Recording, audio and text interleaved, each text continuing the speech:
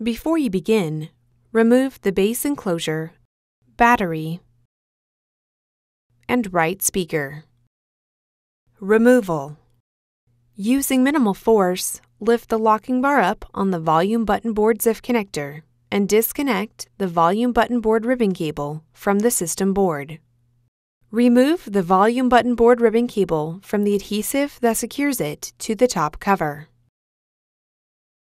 Remove the 2.5mm P0 Phillips head screw that secures the volume button board to the top cover. Lift the volume button board off of the alignment pins on the top cover and remove. Replacement. Place the volume button board onto the alignment pins on the top cover. Replace the 2.5mm P0 Phillips head screw that secures the volume button board to the top cover.